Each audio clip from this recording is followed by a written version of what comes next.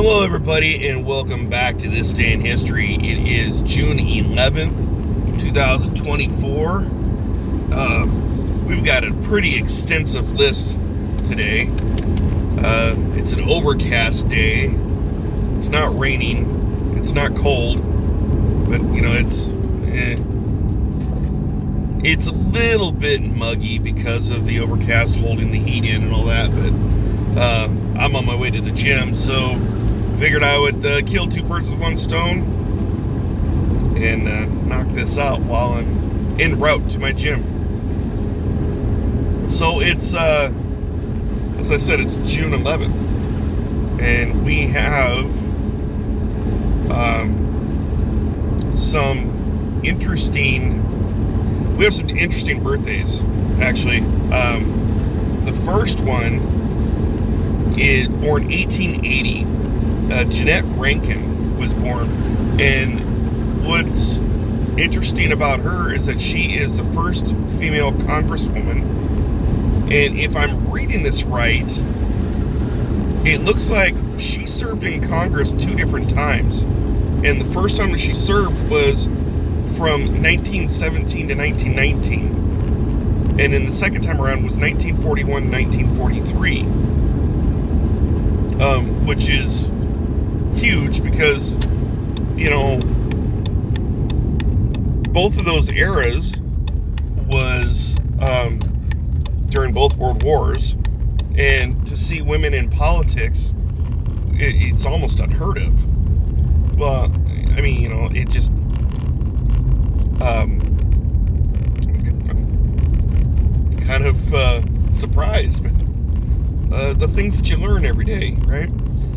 So next birthday is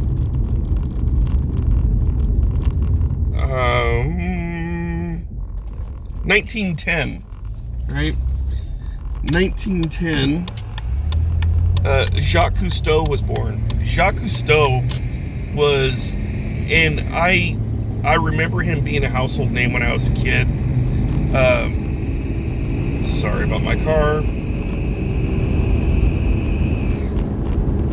So he did a lot of oceanography. I'm trying to say that one 3 times fast. He did a lot of oceanography exploration documentaries. He was an engineer, but he was an ocean explorer. That's predominantly what he did. He lived to explore and learn about our oceans, and really he should be credited with discoveries of what we know about sea life and the like. So he was born in 1910. In 1913, I would argue probably one of the greatest American football coaches of all time,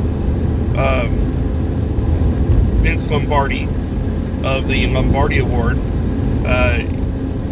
He was the coach of Green Bay, the Green Bay Packers, and he led them to victory by through his coaching at Super Bowl I. I actually had the opportunity of watching Super Bowl I on ESPN. I think it was ESPN2 one night years ago. They played it, and it looked like they played the Super Bowl on a college field. But Vince Lombardi was an interesting human being. He had some pretty good quotes about life, and none I can remember right off the top of my head. But I mean, he was a bit of a philosopher, but he was an amazing football coach. And so his birthday was today in 1913. 1933, Gene Wilder was an American actor. Gene Wilder, I mean, if you watched the original Willy Wonka and the Chocolate Factory, Willy Wonka, that was Gene Wilder. Gene Wilder did a lot of movies with a lot of people. He had a really good career.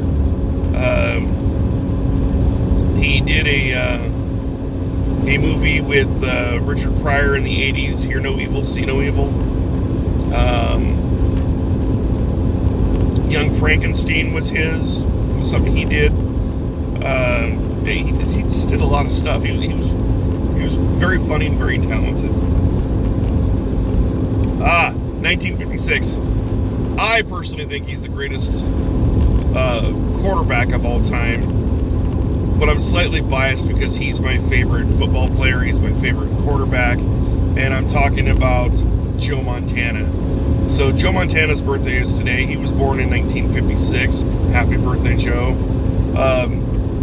You know, he and the Niners, you know, they really made a name for themselves in the 80s, and that's kind of when I kind of got turned on to really watching football as a kid, because I really didn't like it much growing up.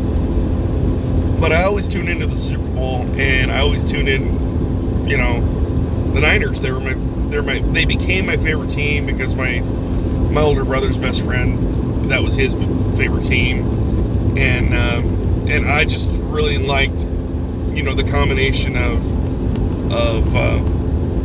Montana, Rathman, Lott, Rice, Craig, you know, like those guys. I'm sure there's others too that I'm just forgetting, but you know, you put those guys together and they were almost unstoppable on, you know, in any given game. They were just an impressive team, and Montana was my favorite quarterback of all time, and I always used to joke that he was better than Joe Willie Namath ever could be. And that might not be fair to Joe Namath, but Montana's my guy. So in 1959, Hugh Laurie, British actor Hugh Laurie, his birthday is today as well. You would probably know him as he was the dad in Stuart Little. He's more famously known for his work on TV series House, where he plays Dr. House, the snarky, cynical, borderline verbally abusive doctor, but like he was really good at what he did as far as like diagnosing issues and the like. I loved that show, and like I don't think they could have picked a better person to play House than Hugh Laurie, which was a complete opposite of his character in the Stuart Little movie. You know, he was prim, he was proper, he was positive, he was polite in Stuart Little, and then you see him in House as just being this snarky,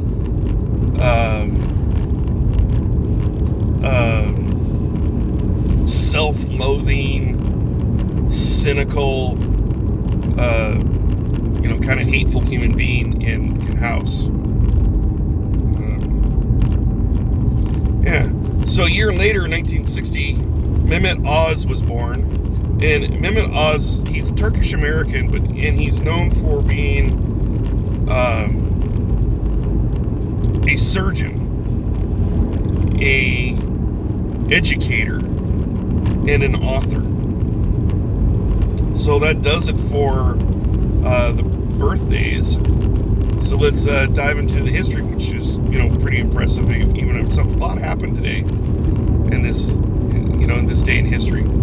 So it is on this day in 1509. Henry VIII would marry his first wife, and that was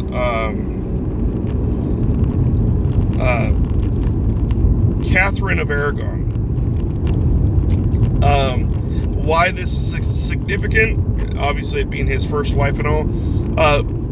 Years later, Henry VIII would want to divorce his wife, and because, you know, he had like 5 wives in his lifetime or something like that. But the Pope refused to annul that marriage, which led to a separation from Henry VIII from Rome, the Holy Roman Catholic Church. It led to what they call English Reformation. Basically, Henry VIII, he still wanted to be, religious, but he didn't want to be a Catholic anymore because they wouldn't let him divorce his wife.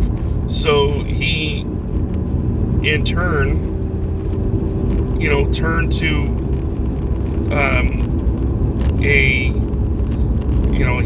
he had the English Reformation, which I assume means that he basically founded the Church of England, to allow him to divorce. It wouldn't be the first time that he would have run-ins with church authority. I don't think. I think later, obviously he had one of his wives put to death for adultery and treason so that he could marry somebody else. It's possible that church wouldn't let him divorce either, so that was his only other way out was, it's till death do us part, I can have her executed. I'm king. He was not a good king. He was kind of a douche, really. But moving right along. The year is 1742. In Austrian Empress Maria Theresa, she enters into negotiations with Frederick II, and these negotiations would lead to ceding almost all of Silesia to Frederick. But what it would do is that it would end the First Silesian War by means of the Treaty of Breslau.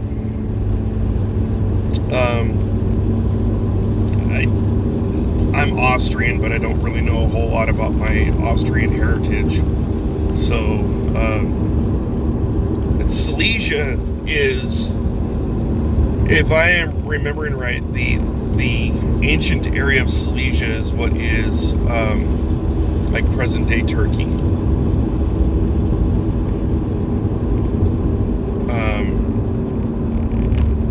Moving right along, if I can find my place. 1898,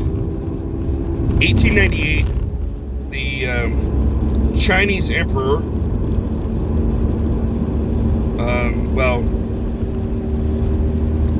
Gangzu emperor, the emperor would issue their first decree, and it was 100 days of reform. And what it was meant to do, it was meant to target Chinese both state and social reforms. It was to improve the overall health of the nation in their policies and the like. 1919. On this day in 1919, we see the first.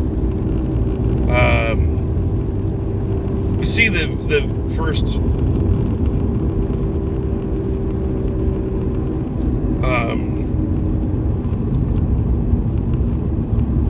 We see the very first winner of the Triple Crown, and the horse's name was Sir Barton. 1950, we have a golfer who wins the U.S. Open. His name was Ben Hogan. The interesting thing about Ben Hogan is that he wins this U.S. Open after having recovered from a pretty nasty car accident that, it damn near killed him. So it was a pretty impressive feat. So close to, his recovery from this car accident. 1982, the movie E.T. was released. And what can you say about that? It was a great movie. I had heard that they're going to do a sequel. Now, mind you, we're talking 1982. It's 2024. So, it's, it's 42 years since they did that first movie. And I heard what they were going to do is they're going to have it kind of like be a next generation where E.T. comes back. And they kind of alluded to this in a commercial that they had, I think it was a Super Bowl several years ago. Either it was a Super Bowl commercial or it was it was some special commercial where you have Elliot and E.T. meeting each other, and they're introducing their kids to each other. Elliot introduces his children to E.T., and E.T. shows pictures of his children to Elliot. And there was rumor that they were going to do another E.T. movie kind of based on that premise, but I don't know whatever came of it. I'd go see it. I would love to go see. I do remember E.T. as a kid, and I remember getting the little toy of E.T.'s finger where my middle finger wasn't quite long enough. Put the thing over your finger and you could push a internal button in there, and the fingertip would light up. Well, that toy was too long, and I could never get my middle finger to light up unless I did some manipulation to the toy. I always thought that was the coolest thing ever. I was 1982, I was 7 years old, so it was a pretty cool thing. So that was in 1982. We fast forward 20 years. American Idol debuts, and it's hard to believe that American Idol has been around for 22 years now. I don't know. I wasn't really a big fan of it. I'm not a really big fan of the whole concept of reality TV, and American Idol was kind of in that vein. I don't know, it just wasn't for me. So in 2010, so the 19th World Cup football tournament happens. It's hosted in South America, which is the very first time, surprisingly, it's the very first time in the World Cup history that the event is ever hosted in the continent of Africa. And they call it football, but okay, really it's soccer. That's what it is. It's soccer. It's not football. It's soccer. So and Spain won that contest.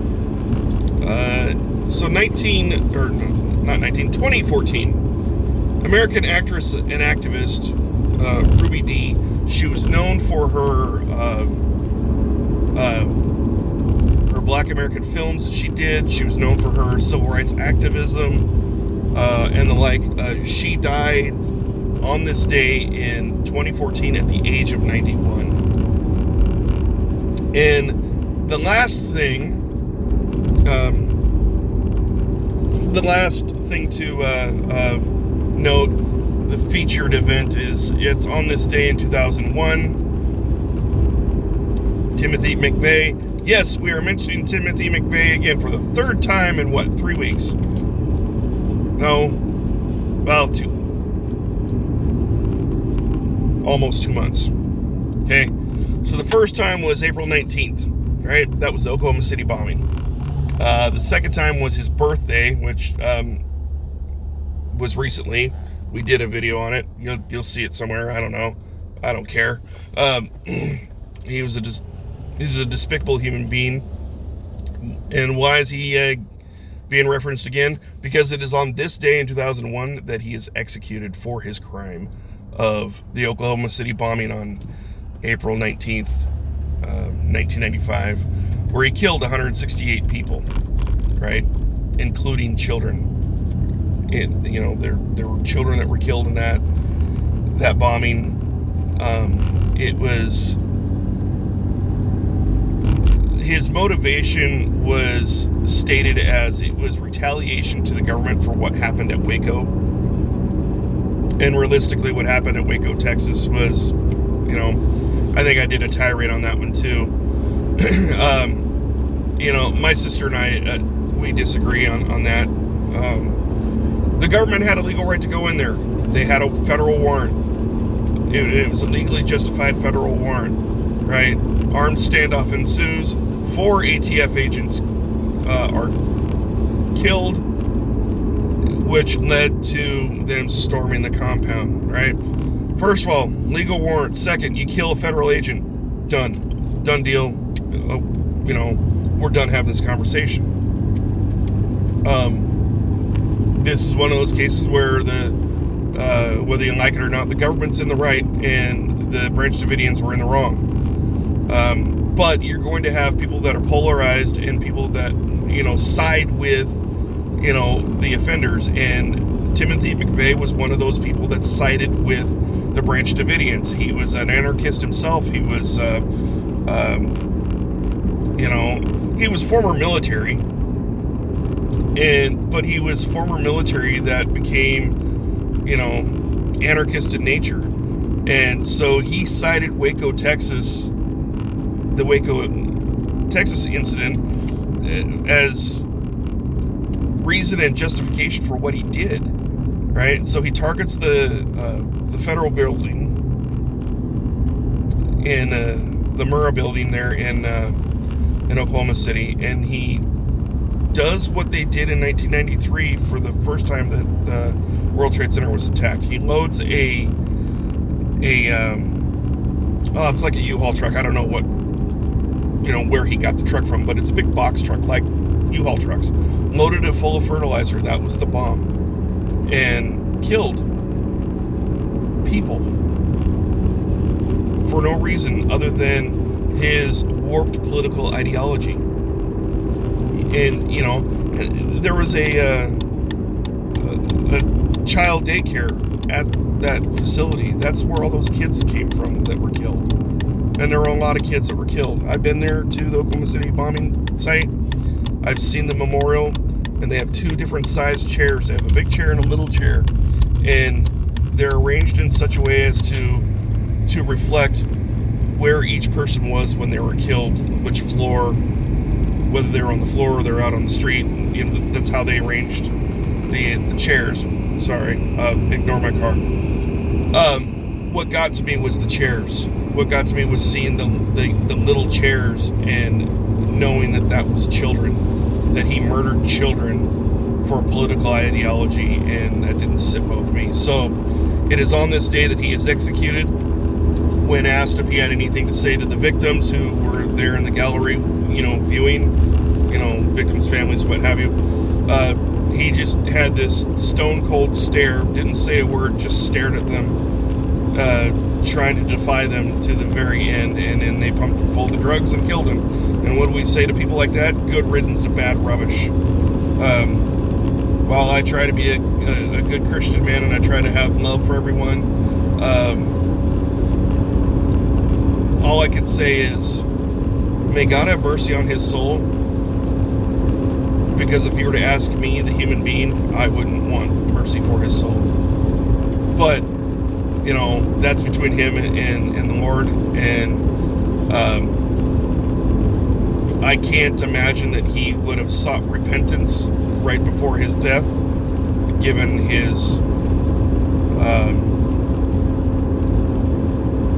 actions and his demeanor towards the victims' families. But we don't know a man's heart. Only God does. So but if I had to guess, I'd say he's in the hot place, because that was truly despicable evil, and he showed no remorse. So, at any rate, I'm getting off my soapbox now. I'm almost to the gym. A few more minutes. But this video's gone on. I do have the gift of gab. This video has gone on for 24 minutes, so we're going to end now. I'm going to say, take care of yourselves. Have a blessed day. Enjoy your day. Enjoy all that you do.